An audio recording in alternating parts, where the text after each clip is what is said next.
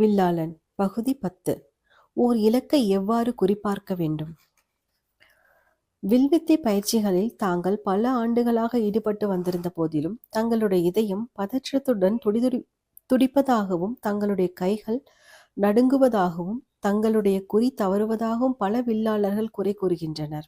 ஒரு வில்லாலோ அல்லது ஒரு அம்பாலோ எதையும் மாற்ற முடியாது என்பதையும், வில்வித்தை தம்முடைய தவறுகளை வெளிச்சம் போட்டு காட்டுகிறது என்பதையும் அவர்கள் புரிந்து கொள்ள வேண்டும். வாழ்க்கையின் மீதான நேசத்தை நீ இழந்திருக்கின்ற ஒரு நாளில் உன்னுடைய குறி குழப்பமானதாகவும் கடினமானதாகவும் இருக்கும்.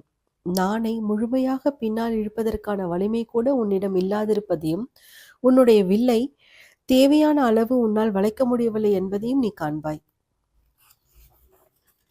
உன்னுடைய குறி மோசமானதாக இருப்பதை நீ காண்கின்ற அந்த காலை வேளையில் உன்னால் துல்லியமாக குறிபார்க்க முடியாமல் போனதற்கான காரணத்தை நீ கண்டுபிடித்திருக்க முயற்சி செய்திருப்பாய்.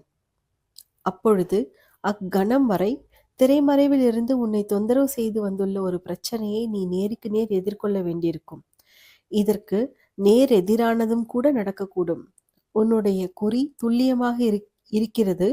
உன்னுடைய நான் ஒரு இசைக்கருவியை போல ரீங்காரமிடுகிறது. உன்னை சுற்றிலும் பறவைகள் பாடி திரிகின்றன. அப்பொழுது நீ உன்னால் முடிந்த அளவு மிக சிறப்பாக செயல்பட்டு ஒரு அம்பை எய்வதை நீ உணர்ந்து கொள்கிறாய்.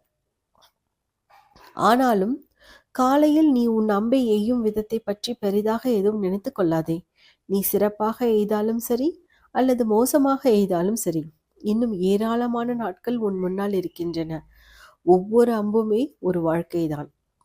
எது உனக்கு நடுக்கத்தை கொடுக்கிறது என்பதை கண்டுபிடிப்பதற்கு உன்னுடைய மோசமான கணங்களை பயன்படுத்திக்கொள். உள்ளார்ந்த அமைதிக்கான உன்னுடைய பாதையை கண்டுபிடிக்க உன்னுடைய நல்ல கணங்களை பயன்படுத்திக்கொள். பயத்தின் காரணமாகவோ அல்லது மகிழ்ச்சியின் காரணமாகவோ அம்பு ஏவதை மட்டும் நிறுத்திவிடாதே. ஏனெனில் வில்லின் மார்க்கம் முடிவற்றது.